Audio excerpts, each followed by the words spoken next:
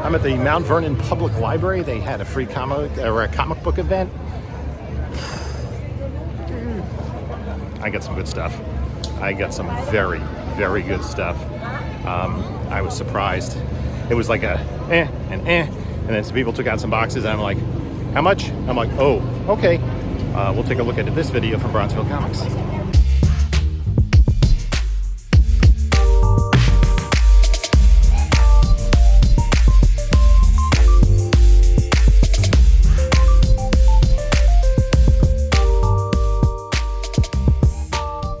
Hello, panelologists. This is Jim from Bronzeville Comics coming to you with another video. And you saw on the intro, I was out hunting.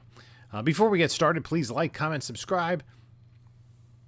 Follow us on other socials, Bronzeville_comics on Instagram, and also on Whatnot. If you use the description link below, you'll get $10 off your first purchase. It doesn't have to be with me. Also in the description of this video is a link to my eBay store as well as my email. So if you watched my previous video, I talked about a community yard sale that I mistakenly thought was on Saturday, and it was actually on Sunday. So I kind of went into the weekend with a game plan, which I usually do. And part of that game plan was there was a Route 110 show, which I've been to 2 or 3 times in the last several months. That usually is pretty good. It's out on Long Island, so it's a little bit of a drive, and it's a little bit of variability in the time returning from the show because I do have to go across a bridge, and sometimes the traffic can get snarled up a little bit. So I decided to forgo the show, and I got up bright and early and went to the community yard sale. And so it was the same guy I'd set up before, and he was a real cool guy, Joe, and he had games and action figures and stuff, and some stuff. Actually later on in the day, my wife and kids went over there, and I think they got a couple of handbags from him, and they got some other stuff at I think there were a couple of Funko Pops my little one got. So they went there separately. So I was there early. I got up. It was a 10 o'clock start. I got there at 8:45. And I saw him because I'd seen him at a different community yard sale previously. I think it was last year. And so I went over and he was setting up. I go, do you have any comics? He pulled out one box. So there wasn't a lot. There's this Richard Dragon Kung Fu Fighter number 14. It's a little dirty. I might even clean that up. Just because this is a pretty sharp copy of Adventures of Superman 500. That's got those first appearances. This, although Paul wrote his name at the top, figured a Turtles appearance in Flaming Carrot 26. This is not as worth as much as I thought it would be, even in decent shape. Then, of course, pick up an X-Men 1. You always find those. And I picked up this sketch cover, or blank cover, I guess it's called, for sketches of Wonder Woman, the new 32, number 36. And then a newsstand copy of Iron Man 288 with this foil cover. That was it. That was all I really grabbed. $10 for that pile. So I went back to my car and I looked at Yard Sale Finder, I think it was, in the area. And there was somebody advertising comics about 15 or 20 minutes away. So I drove up there and I called my wife and said, listen, I'm heading off to Port Chester. She was heading to that thing, and she's like, are you going to do the supermarket shopping? I'm like, yeah, sure, after I get home from that. I don't have the bags in my car. This becomes important later in the story. So I went up there.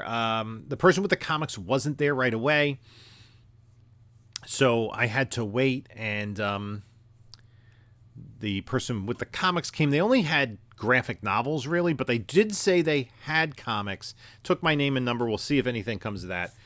So I picked up this Saga Volume 1. I've never read it, so I think that's going to be, at least I'm going to read it. And then my daughter has been indicating, a friend of hers was interested in Paper Girls, so I got the first 2 volumes of that. Of course, that TV show lasted just 1 season on Amazon. And then figured the ever-popular Rick and Morty.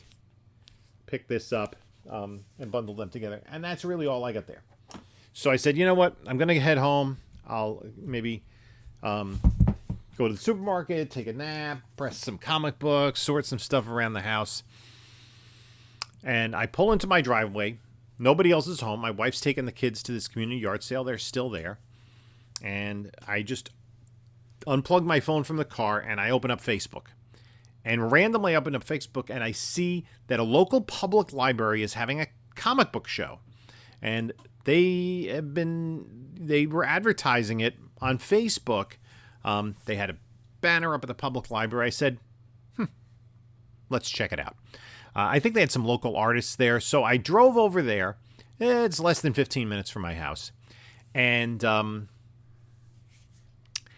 I walked through, and as I was walking through, I was like, I don't see any comic boxes. I saw a couple people with comic boxes that weren't set up yet.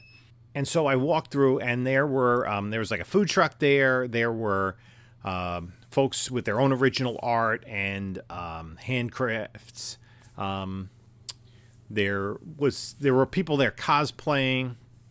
Didn't see a lot of comic books. And all the way at the end, it was just like the street in front of the public library was closed off. And they had tents, little tents set up there. So one guy, and it's I guess they're one of the local comic stores. I had been there once, like 2.5 years ago. Didn't have much of a selection of back issues. They had some short boxes, some more recent stuff cover priced, and some boxes that were $2. So I flipped through. I saw a run where I needed some books. I only found one. I had stopped collecting Impulse at one time, so I'm trying to fill that in. Then I picked up this Moon Girl and Devil Dinosaur #1. X-Men and Moon Girl. And then I was happy to get this. Haunted Mansion #1. We recently got the Disney film there. Now, I'm old enough to remember when this book in a 9.8 was like $300 and some odd dollars. Champions #1. Boy, has the value of this book just crashed. Even for a #1, it doesn't command much of a value. And then the first book I picked out from this particular vendor was this, Superboy Zero. This is the first cameo appearance of King Shark. So that was about it. They had multiple copies of some more recent books, all stuff that I have already because I bought it for myself. So then I kind of took a couple walks up and down, and I didn't want to stay too long because I did have to go to the supermarket and get food for the week. And then we were invited to a party, like basically a block party later in the afternoon. So I'm like, okay, I'll wait. And then I saw one guy setting up, and I go, can I dig in? And I go, how much are the books? He goes, it varies. And there were no prices on anything. And there were a lot of books, like multiple copies of the same title. But I did pick out a few books. I grabbed this, and then he looks up stuff on his phone. He looked up this, and I was able to haggle him down. He wanted pretty much fair market value. I got him for a little bit below that, but I probably paid too much for this. But this is Secret Wars #2, the first appearance of God Emperor Doom. However, this is the third print. I think the first print is a red trade dress. This is yellow. I picked up Batman #2, the New 52. And then also Batman #1, the New 52. Unfortunately, this book it's not a 9.8 contender. So, again, for what I paid for it, probably should have left it there. But then there was a woman setting up, and she had a man with him, and like he had his own long box of comics. She had a whole bunch of short boxes.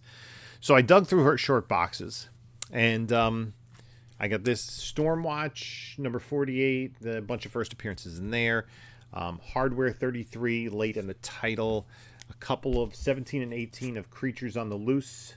Some Bronze Age horror. Chamber of Darkness #5. Came across this. I don't have a copy of this. And if you've been watching the channel for a little bit, I'm looking for Legion of Superheroes first appearances. Kid Psycho first appearance.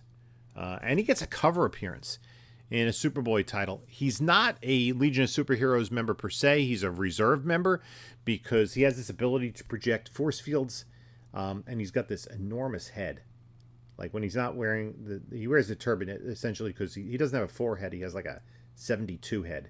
He's got a really big head. He can project these force fields, but every time he projects one, his life expectancy decreases by a year. So they'll only use them in emergencies. He did use it during Crisis on Infinite Earths. Didn't work. He died. And then Justice League of America 68. These are all $2. So that is cool. Mark Spector Moon Knight 59, the penultimate issue of the run. Stephen Platt cover. X-Men 172 newsstand. Blood Syndicate numbers 32 and 31. 33 is the last issue of the series, and those milestone titles, as they get kind of into year 3, the print runs decrease. Another Impulse book, number 28. This is the first appearance of Arrowette, minor spec book. 52, number 7, first appearance of Kate Kane. This is, and it's in decent shape, Rawhide Kid 102, a Bronze Age Western book. I've been kind of, if I pick up stuff that I think is a pretty decent collection, I'm putting together like boxes of Western and war and horror and all stuff like that. And then Legionnaires number 16 with this Adam Hughes cover of Dream Girl. So that was it. So then, while I was digging that, there was a guy digging through the long box, and he was kind of going back and forth with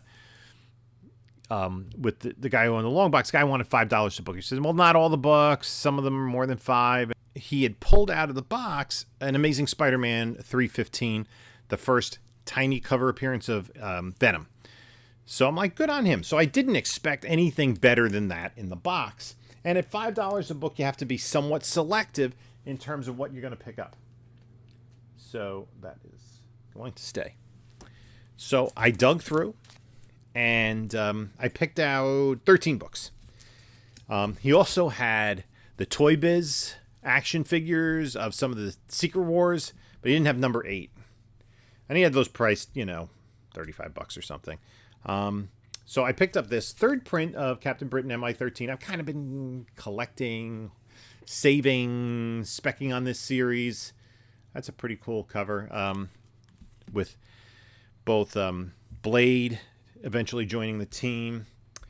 This is the Georgieva cover of Amazing Spider-Man 545, The One More Day, final chapter of that storyline. Then there were 2 copies, both a newsstand and a direct, of Amazing Spider-Man 293, part of Craven's Last Hunt, part 2. Actually, the newsie is in better shape than the direct. Also 2 copies. This one's a little bit lower grade. This one is pretty nice, not a 9.8 contender. It's got a spine tick there. It's this thicker cardstock cover, so it's really hard for the spine to remain intact. This is, of course, the first appearance in preview of Miguel O'Hara, Spider-Man 2099. And then actually the first book I grabbed out of his bin was Venom Lethal Protector number 1, newsstand. And this is a very, very sharp copy. There are a couple of little schmutzies on it, but fortunately it's not on the foil. Hopefully I can clean that off. I think if I can clean that off, this is potentially a 9.8, which is a pricey book for the newsstand in a 9.8. Then I was digging through the box. I grabbed a chunk of 6 books, and I barely looked at them. And I said to him, "Oh, these are all $5, right?" He goes, "Yeah." I said, "Okay, I'll put these here with the others." So 6 more books that I picked up, $5 each. Amazing Spider-Man 85, lower grade. It's got a subscription crease. You see some wear on the spine. First cover appearance of Vanessa Fisk, Kingpin's wife. This is a water-damaged copy. It's got rippling. It probably could, because there's not too much staple rust. It's Amazing Spider-Man 91. Just a double-digit Amazing Spider-Man, a 15 center. That could be pressed, but that, again, lower grade. This one's also kind of beat up, 108. And a little bit better, 109. Also in there. 100. And this is a pretty sharp copy. I mean, if you look Look at that spine. I mean, it does have the benefit of a slight miswrap, so the black isn't right up against the spine. But, I mean, there are spine ticks. And this book is going to need a clean and a press, largely because somebody had traced on it. So when you look at the book, like, you know, the outline of the Spider-Man figure has a slight indentation. It's not very heavy, but it's going to take maybe some tack iron and some ball bearing to get that out. So I'm going to have to work on this a little bit. And then also in there, now this one does have distributor's overspray on it, and it has like you can see on the side there, on the bottom. I'm not sure how much this level of overspray affects the grade, but the book is in pretty. It's got some spine ticks, a little crunch down at the bottom corner, but other than that, it's a beautiful copy. And the 100 and the 101 are in vastly better shape than the other 4 ASM issues of the same vintage. So that was really awesome to get.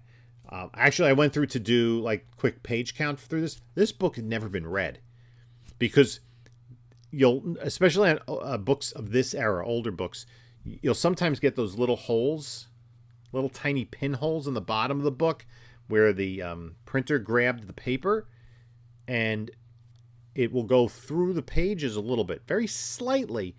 So when you open the book, if it has never been read, you're going to have a little bit of resistance in turning the pages because you have to like get the paper, you know, separated where those little pinholes were from the printer. So yeah, this has never been read. Nice copy. I've never had a copy of this before. I've had a lot of Amazing Spider-Man, never a 101. So definitely those two and the Lethal Protector one, there are probably the only ones in this batch that are going off to CGC. I may spec on some of them, probably the Superboy, the first Kid Psycho, and that Impulse book I showed you will go into the PC, and that might be it. So I wasn't planning. I didn't even know about this kind of little community comic show, and I went and I hit a jackpot.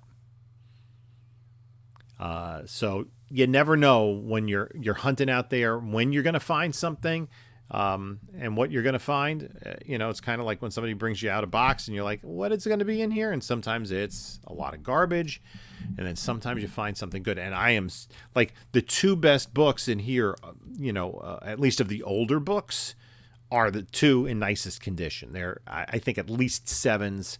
We'll see if we can get a little bit more out of that with a clean and a press, but they are nice copies. Very happy to have found those today. So let me know what you think about that. Have you had any similar stories? Everybody has, you know, if you hunt enough. Now, not everyone has access, and I'm lucky to a degree. Living in the New York metropolitan area, where it's fairly densely populated, so it's densely populated with comic book collectors. So there's a lot of stuff out there. There's opportunities to find this stuff. However, there are also a lot of people who hunt it for it as well. So again, let me know what you think about the haul. And in the meantime, you can take a look at a couple of my other videos here. And this is Jim saying until next time, enjoy your comics.